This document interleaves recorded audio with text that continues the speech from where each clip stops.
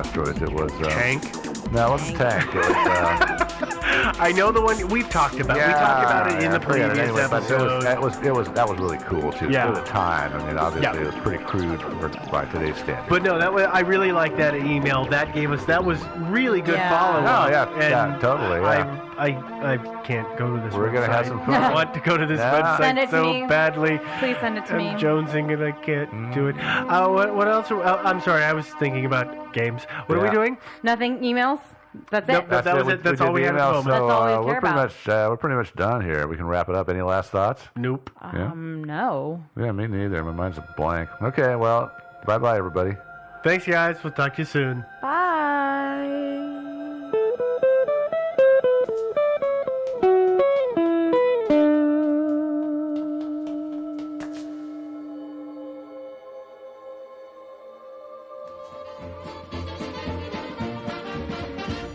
Thinking sideways.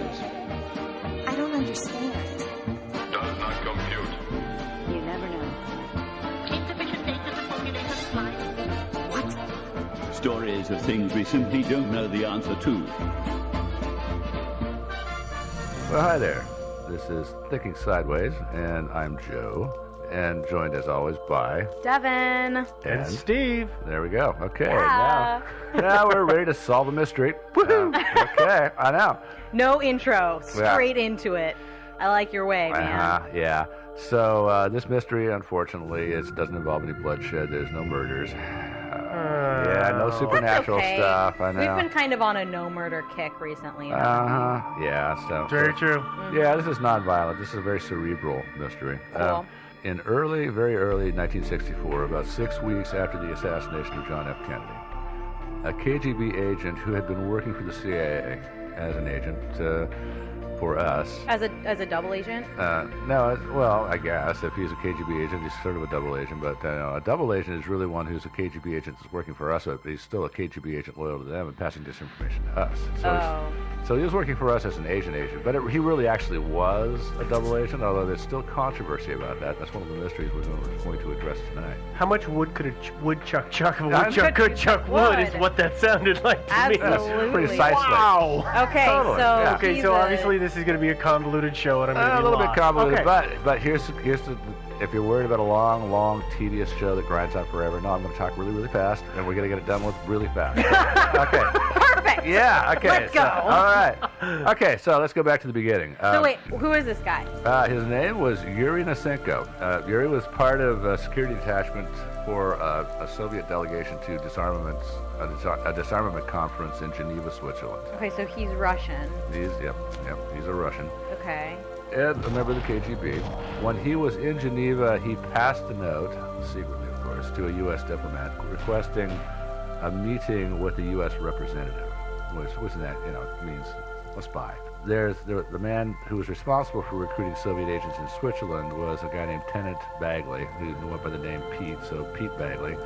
I like Tenant Bagley. Yeah, Tenant's kind of cool, but apparently, I don't know, he decided to go by Pete instead. Don't ask me why. I imagine that he probably got ridiculed a lot in school, and Yeah. so he just said, "Oh, no, my name is Pete." Yeah. Or it's just easier. Or maybe, Yeah. well, the guy is a spy. Maybe that was his spy name. Oh, Yeah, there you go. Wait, Give it which away. Yeah. Tenant or Pete? Yeah. They usually give him names like, Albatross or Featherweight, but in his case, it was just Pete. So, yeah. So anyway, he was in charge of, he and his team were in charge of going after diplomats, intelligence officers, military attachés, whatever. And so he was notified. He flew to Geneva. He wasn't there at the time, and arranged for a note to be passed back to Nasenko, which had a date, time, and address on it. That specified date and time. He was waiting for Nasenko at a safe house. And Nasenko eventually showed up, a little bit late, claimed he was trying to shake out the scale, so okay, whatever. And said that he wanted to get some money from the CIA. Apparently he was part of the KGB delegation, and he had sort of like drank up. The story varies a little bit. One is that the money was stolen from him by a prostitute. Another one is he just drank and gambled it all away. But essentially he had taken some official KGB funds and kind of lost it. And he needed funds. He didn't want to get caught with his hand in the till. He needed to replace the funds. So he offered to sell a manual, a KGB manual for 900 Swiss francs. which detailed how the Soviets were able to follow U.S. diplomats in Moscow and other Russian places. Well, and that was, correct me if I'm wrong, Joe, but that was kind of a big problem for us when we were over there. Is our guys kept getting popped left, right, and center because the KGB operated differently, and we kept falling for their tricks. Well, yeah, exactly. We were evidently pretty easy to find. Yeah, and they What? You mean Americans in Russia were easy to find? That's the whole thing. It's so much easier for them to go about their business in our society because we're a free, open society, whereas a closed, totalitarian society. And so we stick out obviously like a sore thumb. We're very easy to follow around, and also on top of that, they've proven to be very, very good at just spoofing and like sending false, pumping us full of disinformation. We bit every time on the line. Oh yeah, we have. And then along came James Angleton, who was more of a skeptic in that regard. He was a lot more skeptical about all these wonderful intelligence coups and everything. And that made him less than popular with the intelligence gathering arm of the CIA because they just wanted to bring in lots of good intel and get promotions done. But anyway, I'm getting way ahead of myself. So Pete Bagley asked Nosenko a standard list of questions. Number one is, of course, is the Soviet Union about to attack the U.S.? Answer no. That's the one they're supposed to ask first. The second one he asked who wants to defect. And the answer was no, because Nosenko said that he had a family and kids in Moscow. And he just wanted to get that money so he could stay out of trouble. Bagley then asked him if he wanted to work for the CIA and make lots of money. And Nosenko said he'd think about it. So anyway, the meeting went on for about 2 hours, and then they parted ways. 2 days later, they got together again, and this time Nosenko had the KGB manual, which detailed how they followed our guys in Moscow. And he had thought about it and decided to be our agent. He returned to Moscow several days later. He'd been given a code name, super cool, and code name and like a secret password. What was his code name? AE Foxtrot. Oh. Yeah, great what? code name. Okay. Well, it's better than Pete. I guess. On one hand, on the other, like AE Foxtrot, like AEF. AEF. I have no idea where they come out. I've heard that all these names they come up with they just have a randomly generated list, and you just when you come up, then you grab the next one off the top. It's all random, so there's no connection to you that can be drawn. All right, I guess that's fair. Yeah. Okay. So anyway, he returned with some KGB documents, and he agreed to act as a spy, and then eventually went back to Moscow. Pete Bagley went back to Washington to report on all this. He was quite excited about the whole thing. One of the things about Nosenko is he worked, according to him at least, he worked in the second chief directorate of the KGB. This is a part of the KGB the CIA had not even been aware of until a few years before, and they knew nothing about it. So they were quite excited to have an agent right in the heart of this whole thing. So Bagley and his boss were very, very excited about the whole thing. Well, anyway, let me take a quick side trip here. So the CIA's Soviet-Russia division, of which Pete Bagley was a part, was the most important branch of their intelligence collection department. So they've got various departments. The main, most important part, of course, is the part that goes out and gets intelligence. And then they have like the counterintelligence side, et cetera, But of the intelligence gathering part, the Soviet-Russia division at that time was the most important division of the CIA. Sure. It had its own counterintelligence branch also, and eventually Pete Bagley wound up being head of the counterintelligence branch of that. And there's another counterintelligence branch, which is CIA counterintelligence, which was headed by James Jesus Angleton, who I'm sure you guys have all heard of. Oh, yeah. Of course. Totally. They've got all the greatest hits. Yeah. Exactly. Yeah. So, what they focus on is preventing penetration of the organization by foreign intelligence services, and also another one of their jobs is to sort out information from disinformation. And this leads to so in other words, because foreign intelligence services are constantly going to be trying to feed you lies and manipulate your perception of what they're up to, then you have to find a way to sort out the validity of these people that come present themselves and want to be your agent. Sure. Okay. So anyway, Bagley, as I was saying, was back in Washington. He got a message from Angleton requesting to have a meeting with him. I've already told you who he is. James Jesus Angleton was the head of CIA counterintelligence. So Angleton, in his office, Angleton hands him a file about a Soviet defector, and in the account that I read of this, it didn't say who the defector was, but I presume it's Anatoly Golitsyn, who was an actual authentic Soviet defector who defected a few years before Nosenko. The high points of Nosenko's story were basically identical to the other file stories. So in other words, it became kind of obvious that Nosenko was probably just a dangle. He was just somebody that had been dangled in front of our guys, and we took the bait. And so he was probably, in Angleton's opinion, he was almost certainly a double agent, and not for real. So he was just going to pass us disinformation. So he was basically just regurgitating a story that they'd used on us, or somebody had told us before that. Yeah, because it's like as one guy put it, it's like fly fishing. You try a lure and you send it out there. If it doesn't work, you change lures. You just keep going like that until the fish bites, and you've got a good lure. So we start using that lure a lot, and that's what they do. And so yeah, one of the interesting things is like one of the things that the KGB knows that we like to see is an agent that's got a little bit of a problem with either booze or women or something like that. Some weakness that's going to make him spend too much money or whatever. And then of course he's going to need to turn to us for money and turn for secrets and stuff like that. And so that was definitely a part of Nosenko's story. Booze, women, the whole thing. Pete Bagley was very disappointed because he was very excited about landing this big fish. Angleton, on the other hand, felt like, he's still useful. We can pass a little misinformation back through him to the KGB. So it's not all bad. That's where the story leaves off for the time being. They kept him on a payroll, but they labeled his information as untrustworthy. Of course, they didn't go tell him that. They made him believe that they believed his story. But anyway, he was back in Russia. Time goes by. And as I said earlier, about 6 weeks after JFK is assassinated, he sends a message requesting a meeting again in Geneva. And when he meets with Bagley this time, he wants to defect. Okay, so how long is that after like our first encounter? About a year and a half. Okay. Yeah. Yeah. Yeah. I don't know. Oh, yeah. I don't think I said what the date was. The date was like June 1962 when he first made contact with us. Yeah. Oh, okay. So I'm glad you clarified that. For some reason, to me, it was a much shorter time span, and I think it's just because everything starts up about where you're at right now, and some of the details I think I glossed over. Yeah. So no, he'd been in our employ feeding us BS for about a year and a half. And we'd been feeding him BS. Oh yeah, of course, yeah. And there's great ways you can do that. If you know this guy's a double, you can do things like request information about this or about that, and say you're like super interested in that. Exactly, right. So to give them an idea of what we're wondering about your military grade beetles. Exactly, yeah. We'd like to know about ice fishing. Any information about that? Oh, you do. Yeah, it's one of those. Great.